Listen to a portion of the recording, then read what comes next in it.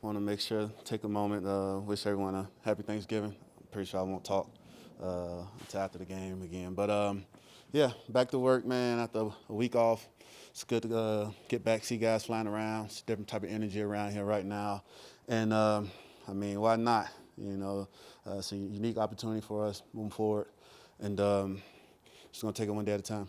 You mentioned the energy. How much do you feel like that came from just everyone getting a physical and mental reset over the weekend?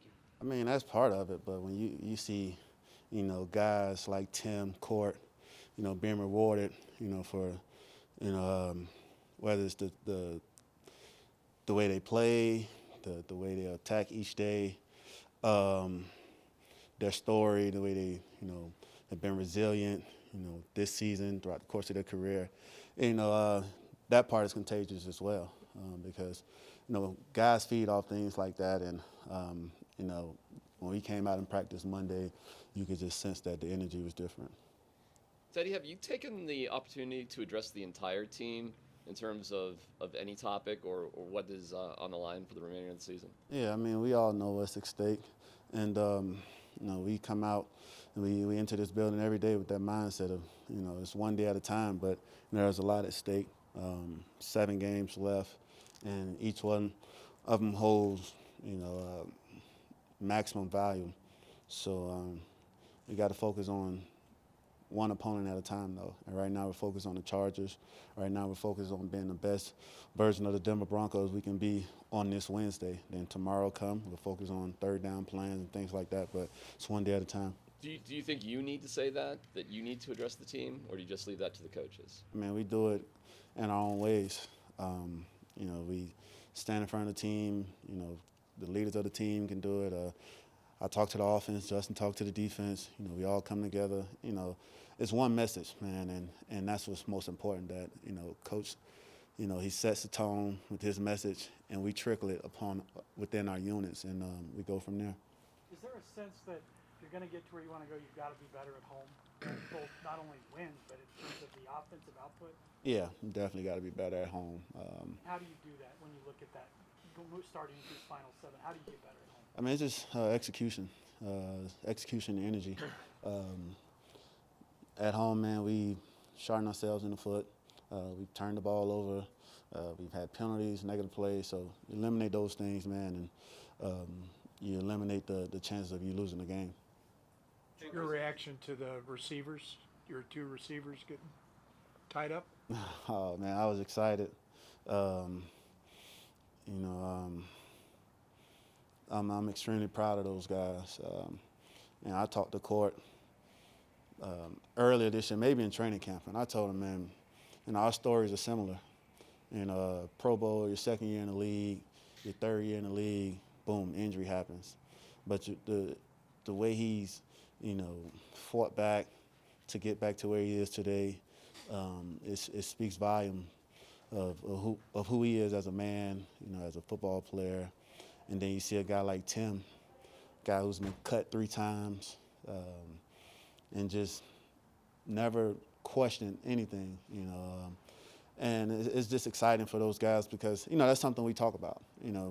Every away game, we sit on the bus and we ride to the airport and we say, man, how can we get this done for you guys? And to see, George, and everyone who played a role in, the decision of tying them down, reward those guys, man, it's a great feeling. Well, Teddy, are your reps in any conversations with the Broncos about a deal like that for you? Man, I'm just taking it one day at a time. Focus on the Chargers this week. And, man, I really never get caught up in that type of stuff, man. I always tell my agent, my advisor, hey, man, you guys handle all the other stuff. I just want to play football. So, whether they are or they aren't, it really doesn't matter to me right now because I got 7 games to focus on. And right now, like I said, just as a team, as a football player, I got to focus on the Chargers this week. As a team, like I said, guys are motivated by it. But at the same time, whatever's for you is for you, and it'll happen when it's meant to happen. Well, would you like it to get done before the end of the season, or it's just not that important? Like I said, man, it's not that important to me. The most important thing to me right now is winning this home game against the Chargers. Teddy, what are the things that give you optimism that you can be more efficient in the red zone these final 7 games than you were in the first 10? just watching the film, man, this past week of the opportunities that we've had, the near misses, and it's like, okay, all those things can be fixed. And that's the thing about this game, man. It's never as bad, it's never as good. And when you have time to step away and watch and do some self-scouting, you come away, looking at things totally different, opposed to when you're in the moment, it's like, man, that was really bad. And, of course, some of it has been bad, but, you can always be better, and that's the mindset moving forward. What does it take then to kind of take what you learned self-scouting and then make it happen in action at game time? Just doing it. Yeah, as simple as that. You watch it on tape. Now it's just time to go do it. When you watch Chargers film, what about their secondary stands out and that you need to attack or avoid with their strengths? Man, it's a team. They play well together. They're in the top of the league and passing yards allowed per game. Big explosive passes allowed per game. So they do a great job of just communicating, understanding, the strengths and the weaknesses of their defense, their coverages.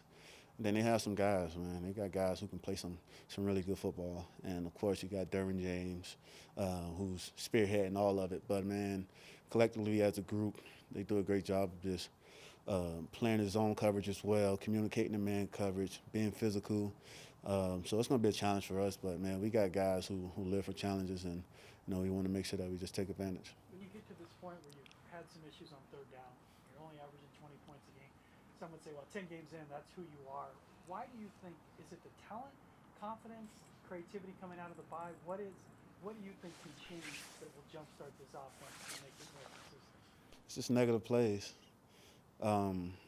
That's been the theme, man.